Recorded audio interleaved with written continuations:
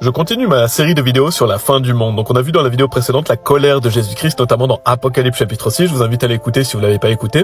Et donc le jour où Jésus-Christ vient enlever les croyants, donc ce qu'on appelle l'enlèvement, la Bible dit que Dieu va déverser sa colère sur la terre et sa colère va durer pendant 3 ans et demi. Donc on verra ça dans des prochaines parties. Aujourd'hui on va parler des 144 000 parce qu'il est mention des 144 000, notamment dans Apocalypse chapitre 7.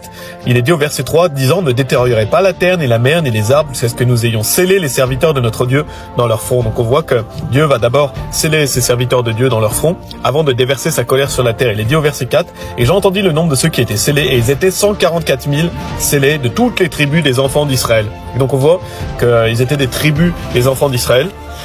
Et on va lire, il y a un peu plus de détails dans Apocalypse chapitre 14, et on va notamment savoir que ce sont des personnes qui étaient sauvées et qui sont donc actuellement au paradis.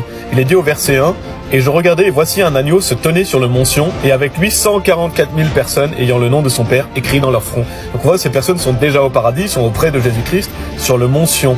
Verset 3, et ils chantèrent comme si c'était un nouveau cantique devant le trône et devant les 4 bêtes et les anciens, donc on voit qu'ils sont au paradis. Et aucun homme ne pouvait apprendre ce cantique, seuls les 144 000 qui furent rachetés de la terre. Donc on voit que ce sont des personnes sauvées, qui sont actuellement au paradis. Ce sont des hommes.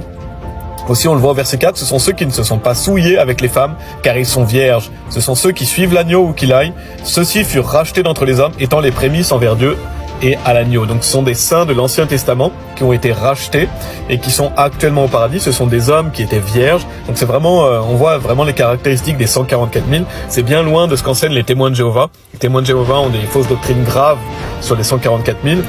Et on voit ici que ces personnes-là sont actuellement au paradis, ils sont avec l'agneau, donc ce sont des hommes vierges et ils sont des tribus d'Israël. Donc voilà ces 144 000. Qu'est-ce qu'ils vont faire? On le voit au verset 6, et je vis un autre ange voler à travers le ciel, ayant l'évangile sempiternel à prêcher à ceux qui demeurent sur la terre, et à toute nation et parenté et langue et peuple, disant d'une voix retentissante, etc. au verset 7. Donc les 144 000 vont venir prêcher l'évangile pendant la colère de Dieu. Donc c'est ça le ministère des 144 000. Ce sont des personnes qui sont au paradis, qui vont revenir sur terre pendant la colère de Dieu pour prêcher l'évangile, pour que des personnes puissent être sauvées. Parce qu'il faut bien réfléchir que pendant la colère de Dieu, les chrétiens sont enlevés avant la colère de Dieu. Les chrétiens sont enlevés après la tribulation, mais avant la colère de Dieu. Donc pendant la colère de Dieu, ce sont les 144 000 notamment qui vont prêcher l'évangile.